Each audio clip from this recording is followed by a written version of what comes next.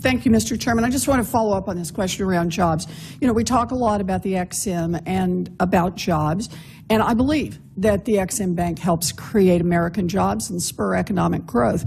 But I also think that the bank's operations can be improved in certain areas. So I want to follow up on some questions I asked you the last time that you were before this committee. As I noted at the hearing last year, the core of the bank's work is to promote trade by providing financing for foreign companies to be able to buy U.S. goods. Obviously, that helps the U.S. economy. We want to sell those goods, as you have been testifying to this morning. But in some cases, the foreign company purchasing those goods also has U.S. competitors.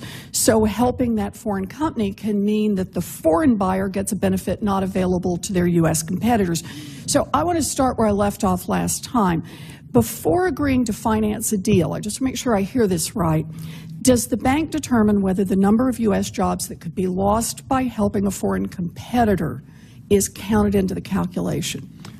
What we look at, Senator Warren, we look at, one, we review every transaction. Congress has made it clear that if the production that would be generated by a capital equipment export exceeded 1% of U.S. production, that would trigger a more in-depth review. So if a de minimis amount might go on the market, less than 1%, that's a threshold established by Congress over 30 years ago, that actually would say that the impact would be de minimis, would not be adverse. I'm sorry. So just so I'm understanding what you're saying here, you're saying you don't do the calculation on how many jobs might be destroyed because a foreign company got a financing benefit that was not available to its U.S. competitors unless it hits this much higher threshold. So in all the rest of those cases, even though cumulatively they may be a lot, you're not doing that calculation? Well, what Congress has established for us in 1986 or 1984, 30 years ago, is that the threshold is 1%. Well, I'm sorry. I think what Congress established is you must do the calculation if you hit that high threshold. The question I'm asking is whether you do the calculation. Is it only in those cases, and you are adding up the number of jobs lost and the number of jobs gained? Well, for example, let me be very clear. Let's use an airline example. We have an airline that provides low-cost service in South Africa. There is no impact on the U.S. economy by that low-cost carrier in South Africa buying U.S. equipment to fly around South Africa. We don't fly there. We don't fly within South Africa. In those cases, no, there's no potential impact on the U.S. economy. So we look at every transaction. So if the foreign buyer has no U.S. competitors, then you say, do the calculation. Another way to say it is you've done the calculation at zero. But we review every single transaction. And if there is a domestic competitor, a U.S. competitor for the foreign company that's about to get the financing, do you always then do the calculation of how many jobs might be lost by the U.S. competitor? I'm just asking how this works. At that level, we do it at the dollar level. We do it at the dollar. What does that mean at the dollar level? We'll look at the benefit to the U.S. economy of selling that product.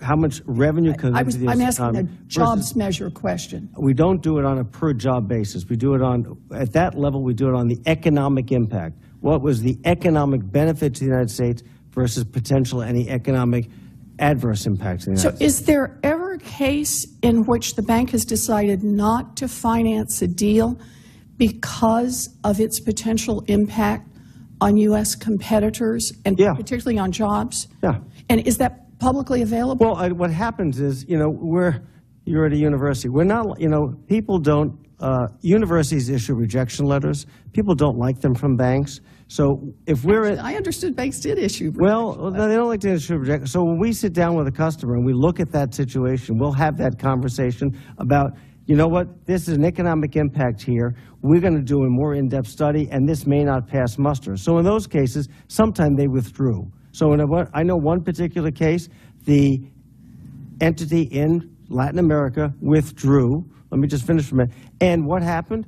They still built the petrochemical plant. They built it all with foreign equipment. And you know what happened? We still are competing with that petrochemical plant. I'm taking it from what you're saying that none of this is publicly available. Look, well, sure it is. If we do this, if it gets as far as doing the study and there's a vote, but frequently a client pulls out before that time. I'm sorry, so you're saying there is publicly available data on how many times you have rejected a deal because it would cost American competitors jobs?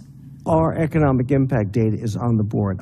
Is available after the fact that was one of the reforms we put in. So an exporter can say, I want to see what was the economic impact study you did on this transaction. Okay. I think I've got it, but you're talking dollars here, and I'm asking a question about jobs. Look, I believe that the Ex-Im Bank helps create thousands of jobs in Massachusetts and across the country, and it does it while consistently making money for the taxpayer. I just believe that the bank ought to be doing all it can to promote job growth overall, not helping some companies at the expense of others. And that's why I think that the bank needs a rigorous process for assessing how its work affects U.S. competitors. And I think the bank should make those data publicly available with redactions if needed. I don't want to hurt anybody's feelings, but that it ought to be there so that Congress and so the public can review it. And I understand that the bank has taken important steps while it's been under your leadership, and you've moved it in that direction, and I hope we can continue to work on this to continue to move in this direction. Let me add, we are the only export credit agency of the 85 around the world that does this. We're the only one that actually goes to the effort to say, is there going to be a net benefit to the U.S. economy? Well, we're the only single one. Everyone else says, in my example of that chemical plant, they're going to build it anyway. We can either lose once or we'll lose twice. I appreciate that we may be more transparent than some other countries. The question we have to address is whether we are transparent enough, and those calculations are obvious enough when we're trying to evaluate jobs. Sorry for going over, Mr. Senator Warren, that's a good question you raised, and I think it's important that we find out what it does to our jobs here. And that has not been answered yet, but a lot of people are concerned about it. Look at some of our airlines, as you know. Delta has raised that question. For example, others said, look, they're not getting the financing that their competitors overseas, state-owned, are getting, which is a subsidy which they argue, and probably rightfully so, it costs American jobs.